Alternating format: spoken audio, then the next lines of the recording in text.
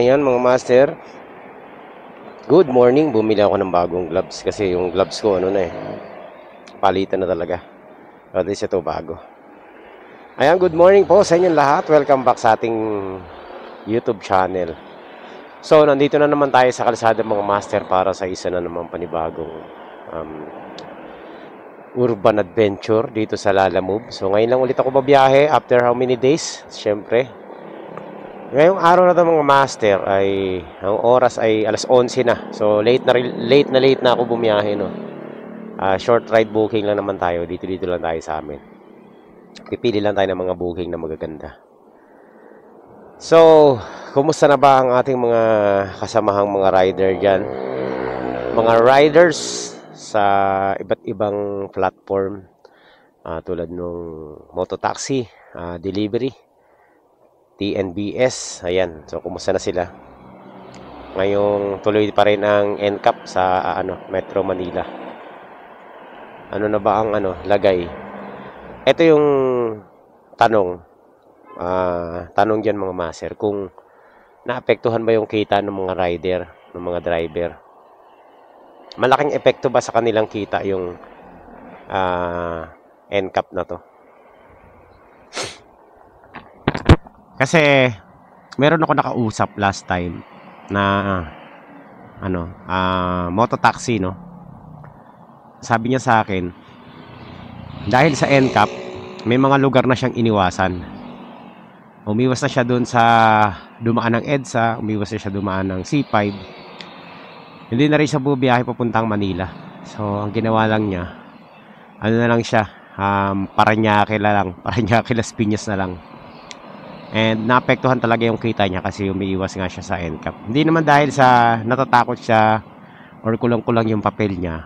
Kaso lang nga lang mga master,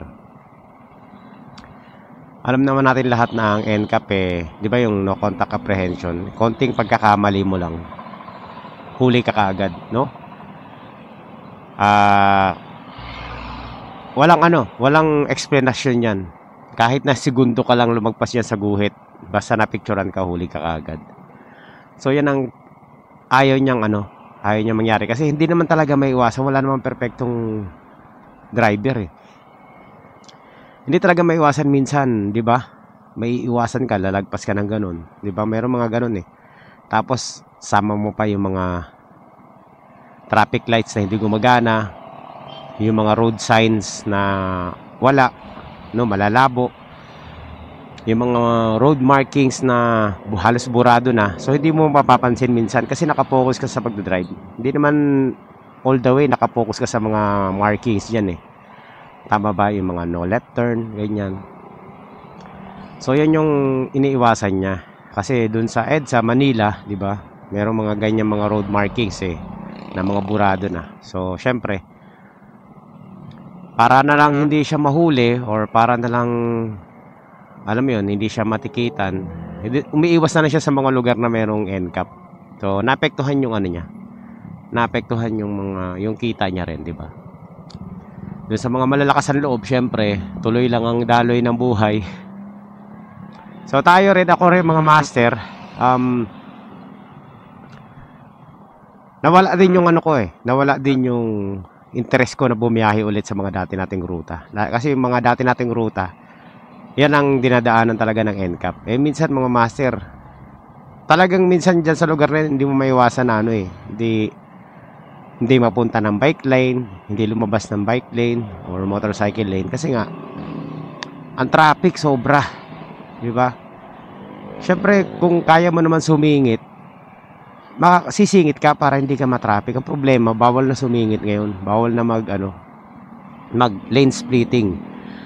So talagang mag-aantay ka sa likod ng ng mga kasunod mo, and malaking epekto yon sa oras na hinahabol mo. Kasi alam niyo naman, sa mga hindi nakakaalam, dito sa delivery app or sa mga mototaxi, napakahalaga ng oras diyan mga master, no? The more na mas mabilis ka mag-deliver, the more na mas mabilis ka maghatid, mas malaki yung chance mo na kumita ng malaki dahil mas marami kang mabubuk.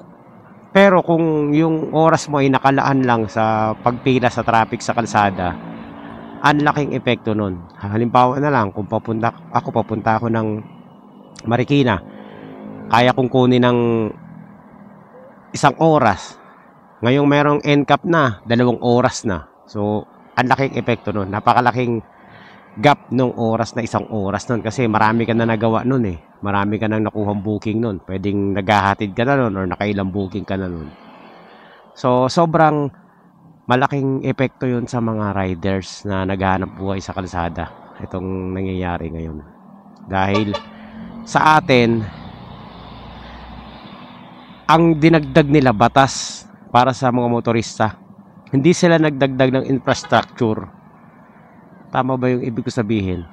Wala namang pagbabago dyan. Walang magbabago. Kung dati traffic na, ngayon, lalong nag-traffic. Dahil nagdagdag sila ng batas, pero wala silang dinagdag na infrastructure. So kahit na anong sabihin nila, kahit nalagyan nila ng motorcycle lane yan, exclusive, ganun pa rin ang mangyayari dyan kasi nga, yung mga sasakyan, pumapasok pa rin naman ang motorcycle lane. Not unless na talagang lalaparan nila yung motorcycle lane at exclusive lang talaga, wala nang dadaan dyan. No? Puro motor lang. Baka pwede pa. Kaso hindi pa pwede mangyari yun sa atin dahil wala naman silang dinagdag na kalsada eh. Papasok at papasok pa rin yung mga 4 wheels dyan sa motorcycle lane. Yun. So, ano pa naapektuhan yan mga master? Tulad ng mga ambulansya, yung mga emergency vehicles, talaga maapektuhan yan pagdating dyan sa EDSA kasi walang gustong magbigayan dahil natatakot nga na mahuli sa NCAP. Ikaw ba, magbibigay ka tapos at the end of the day, meron kang violation. Siyempre kahit ako hindi, 'di ba? Kung nasa guhit na ako, paabantehin mo ko, merong camera diyan. Hindi ko gagawin 'yun. Tataya ko yung sarili ko para lang sa iyo, 'di ba? So, isa sa mawawala 'yun, no, yung bigayan sa kalsada. Kasi ang priority ngayon ng mga rider, ng mga driver, huwag mahuli sa NCAP. Merong disiplina, magkakaroon ng disiplina, pero madadagdagan ang traffic at marami ang maapektuhan talaga dyan. So isang maliwanag yan mga master na ewan ko sa kanila. Grabe. Hindi kasi pinag-isipan to. Ang iniisip lang kasi nila yung kikitain nila eh. 'Di ba? Kasi yung multa mas mataas ang multa sa normal na huli. Alam mga master, pero syempre wala nang naniniwala ngayon sa kanila, no? Kahit natanungin nila yung taong bayan, wala na. Ay nako. So yan, biyahe na nga tayo mga master. Napahaba na ba yung kwentuhan natin? Haba na yun ah. So ganun pa rin ang diskarte natin, no? Short ride booking pa rin tayo. Yun lang, walang internet connection. Kaya pala hindi ako pinapasukan ng booking, nakapatay yung data ko eh. Agoy, piste. Nagkamali ako ng pindot. I-check ko lang sana na swipe ko, no ba yan? So meron tayong booking dito mga master. Nagkamali lang ako. Papuntang Pasig to. Pero tingnan natin ah. Parang kabisado ko to. Okay. Okay, walang effect. Pero ang daan nito mga master sa C6. So okay lang pala. Magpapasig tayo ngayon. Ayan, so medyo long ride to tuloy. Ano ba yan? Bilao to mga master. Patay tayo nito. Pag ganito, ano to eh, priority to eh. Agoy. Nag mid-ride booking tuloy tayo. So kailangan natin sabayan to. Hindi pwedeng walang kasabay to.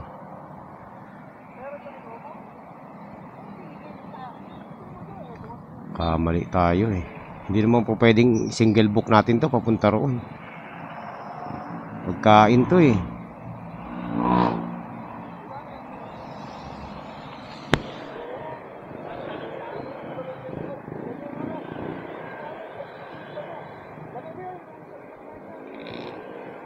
Uy, ito, pwede to.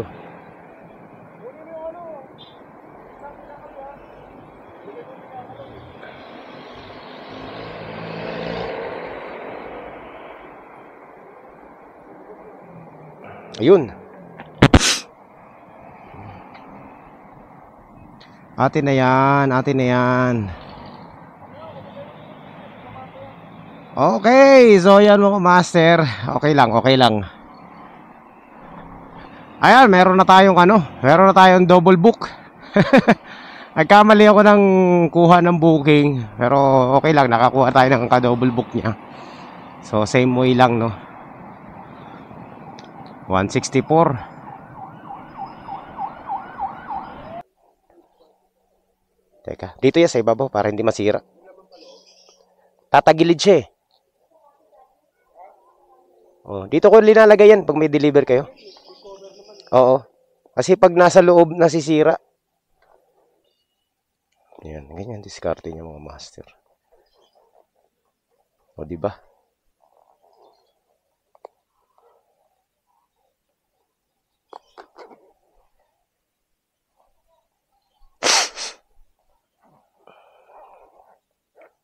Alright. One down. Bayad na 250.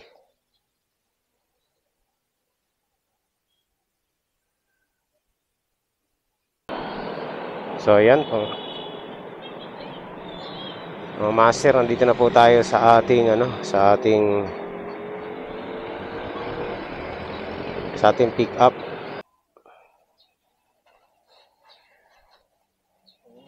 Sige. Doon na yung payment. Oh, sige.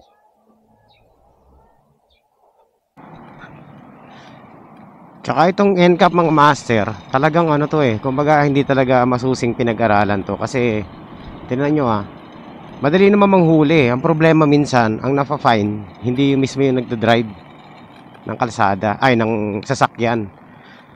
Kagaya nung mga TNBS, yung merong mga sasakyan na marami, tapos meron silang mga driver, operators.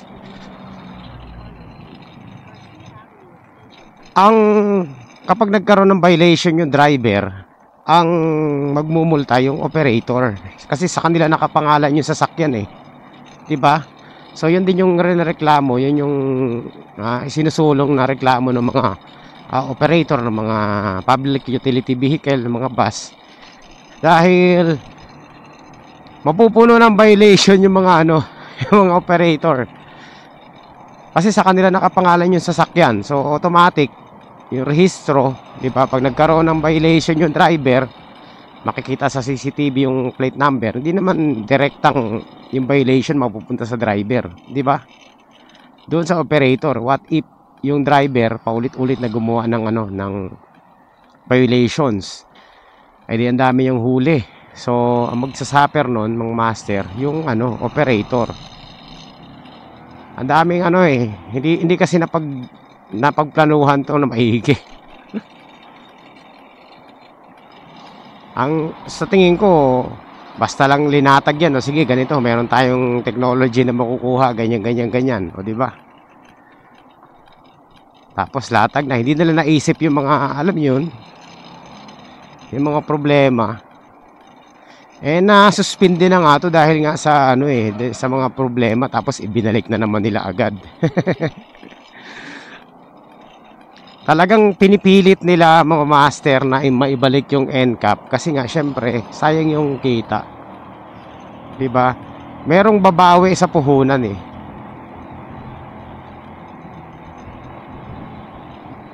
kung sinasabi nila na government project yan, tax ng tao galing. Bakit tawag nito? Bakit ang taas-taas ng ng multa?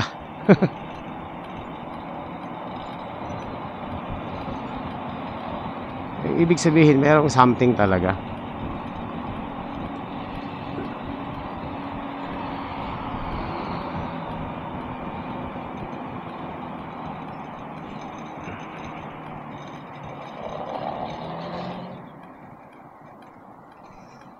Ewan, basta tingnan natin kung anong mangyayari, kung ito ba ay masususpindi na naman.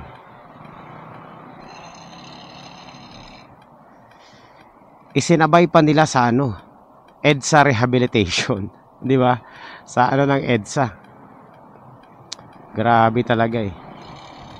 Eh kung ngayon nga na sa ibang parte nasakop ng NCAP, nagkakaroon na ng traffic kahit ayos yung kalsada. What if dito sa EDSA na ngayon eh ano tawag nito, aayusin, o di magkakaroon ng mas matinding traffic dito. So abangan natin ang mga mangyayari dito sa social media, no, sa mga iba't ibang platforms, mga balita. Mananatili tayong nakaantabay dyan mga master. Titingnan natin kung anong kahihinatnan nitong ginawa ng MMDA. So yan mga master,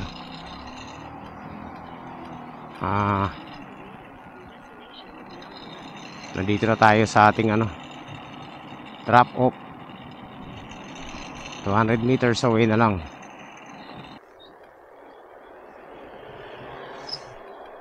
Ayun. 164 lang boss. Okay na? Sige, salamat sir. Okay, panalo mga master. 200 ang binigay ni sir. So, meron tayong tip na 36 pesos. So, kumita na tayo mga master dun sa dalawang booking natin ng ano, 450. Quality.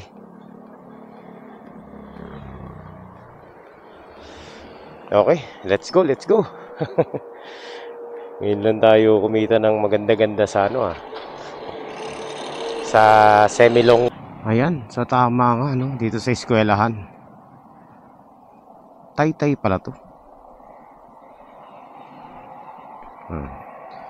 Tingnan natin mga master. Tawagan natin. Star of Christian. Ayan, dito nga yun. Okay pa. Thank you. Okay. Yun pala. Doon lang pala sila sa labas. Thank you, ma'am.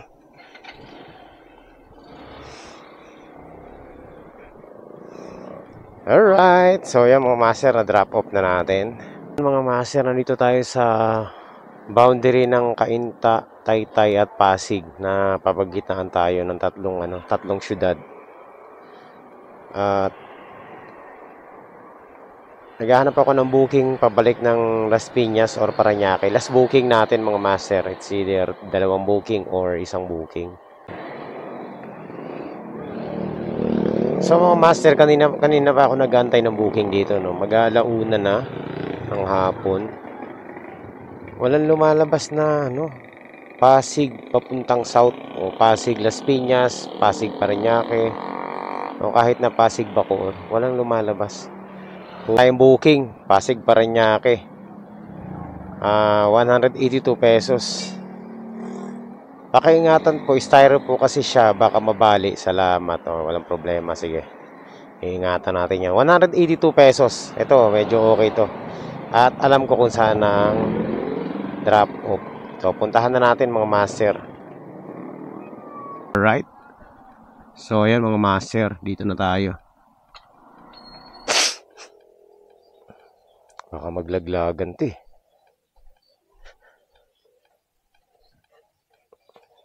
Wala pa naman akong tape. Diskartehan natin mga master kasi mahirap na eh. Baka malaglag to eh. So, panalo pa rin itong booking natin kasi 13 kilometers lang. 180 plus. Magkano pa ito? Katignan natin Pasok pa rin yan sa standard natin mga master.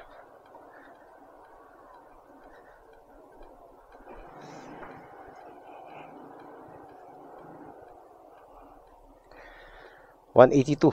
13 kilometers. That's panalo yan. So, try natin hanapan ng kasabay. Baka sakaling makachamba pa tayo. So, ayan mga master. Dahil ang hirap kumuha ng booking dito sa ang hirap kumuha ng booking dito sa Pasig ngayon. Didiretso ko na to hanggang Parañaque. Tapos, doon na tayo sa Parañaque kukuha ng booking pabalik ng Las Piñas. Yun lang mga master. Umulan pa. Talagang ano, pinapauwi na tayo. Wala tayong dalang kapote eh. Ayoko mabasa sa ulan.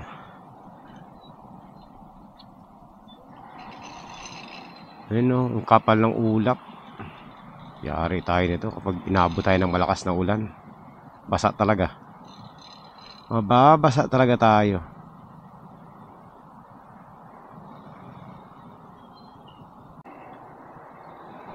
Alright. So ayan mga master, andito na tayo sa ating ano, sa ating drop off. Ang tanong, saan kaya banda rito yun? Dito lang yun.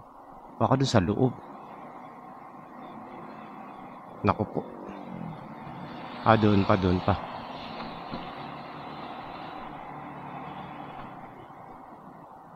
Okay. On the left daw.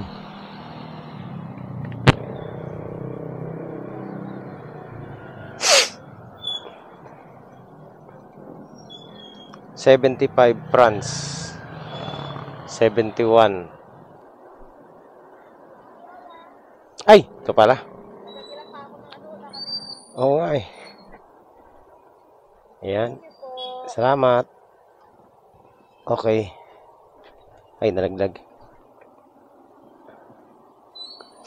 Alright, so yun mga master, quality. 182, sakto. Panalo.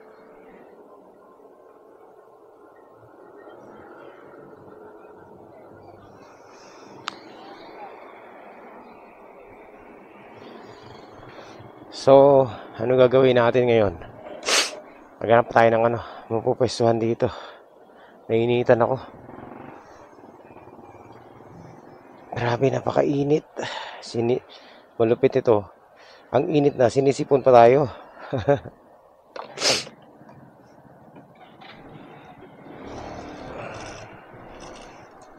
Quality, meron na tayong booking ulit.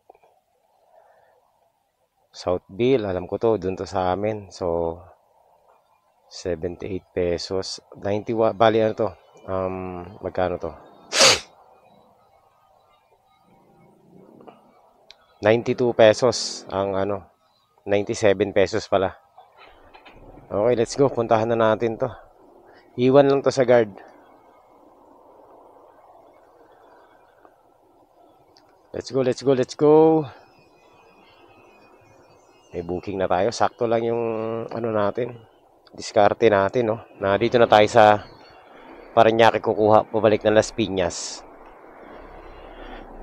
So, quality mga master ang ating biyahe.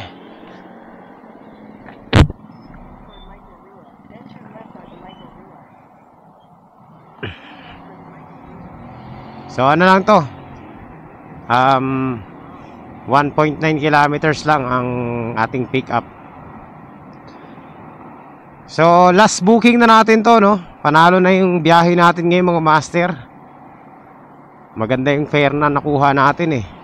Sir, nandito na tayo sa ating ano, sa ating pick up.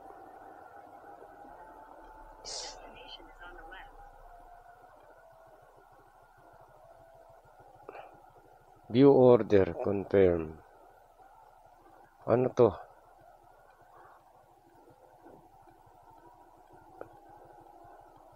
San Narciso, Block 5.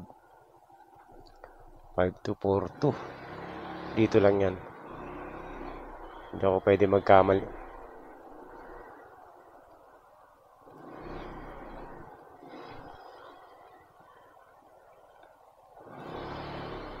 Block 5, Lot 11. Eto na.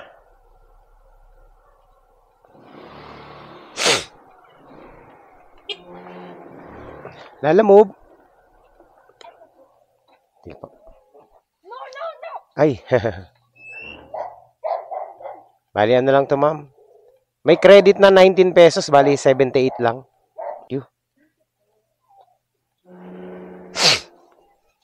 Iwan lang po ito sa guard, no? Iwan lang po sa guard. Okay. Sa likod po, no? Sa gate 3. Gate 2. Sige.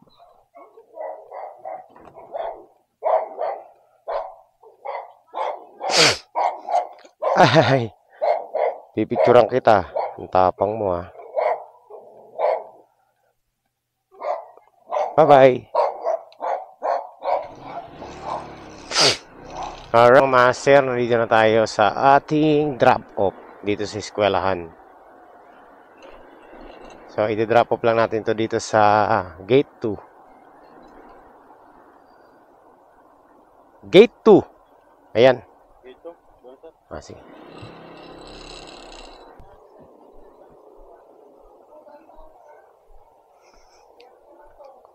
Iwan lang daw, kukunin ni Miss Sunny patron. Ay, ma'am, Miss Sunny. Picturean ko lang, ha? Picturean, saan yan, ma'am? Picturean ko lang. Okay na? Okay.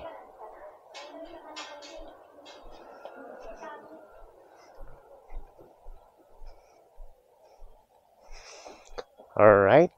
So, yan mga master. Success. Uwian na to.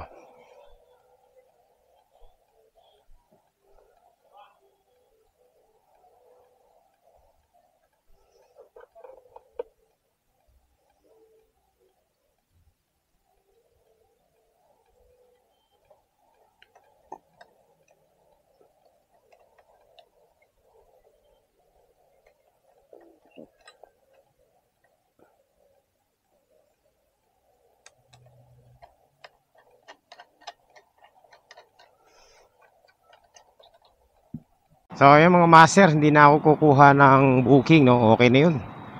Okay na yung ano natin ngayon, biyahe.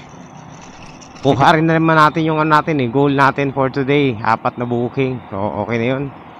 At ang oras ay maaga pa. 2:00 pa lang ng hapon.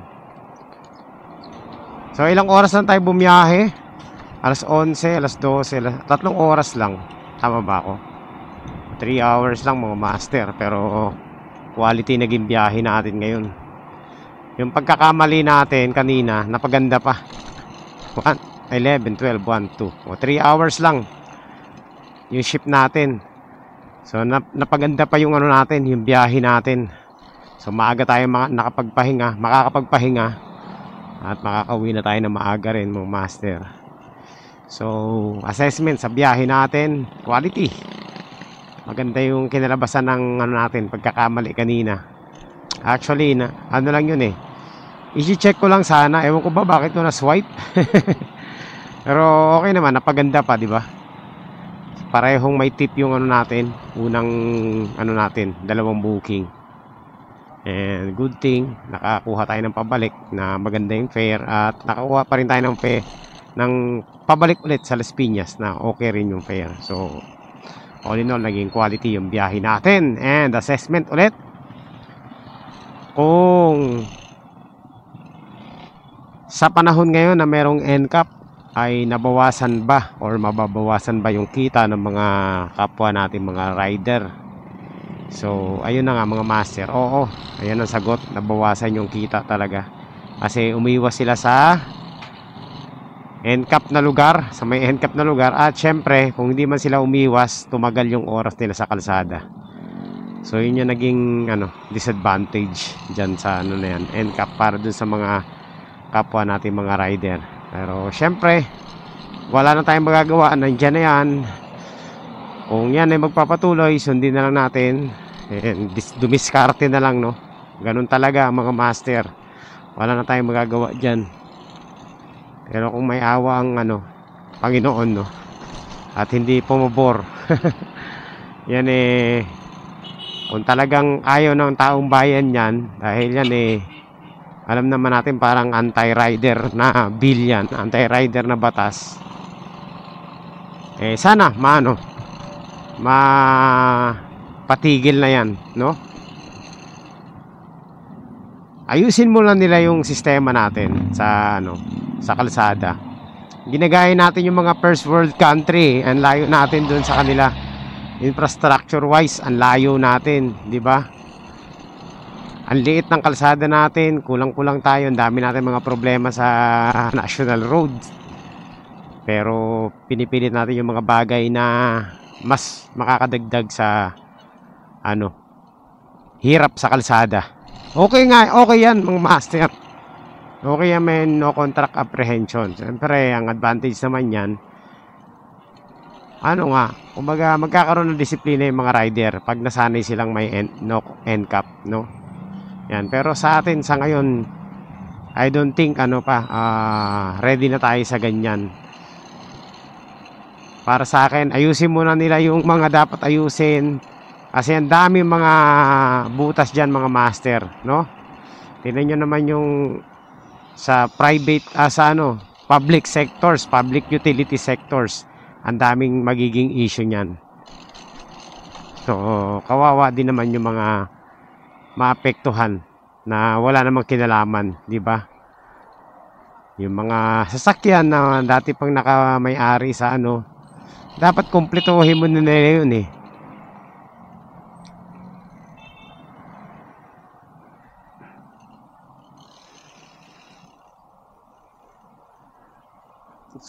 Saan ka ba pupunta?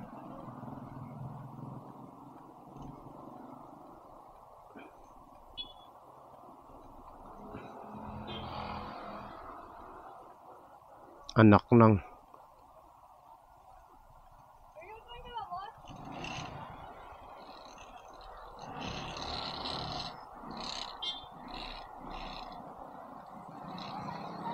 bata pa pala driver kaya hindi alam ang gagawin eh. May na pa. So yun na nga. Basta mga master, antabayan na natin kung ano mangyayari dyan sa NCAP na yan.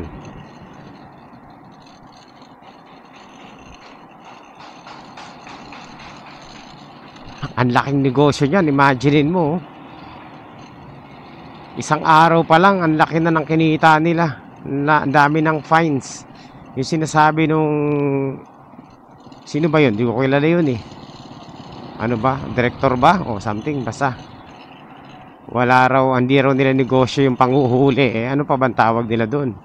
Basta nag-generate ng pera. Business yun. Kasi kung hindi business yun, walang involved na malaking pera. Ay nako.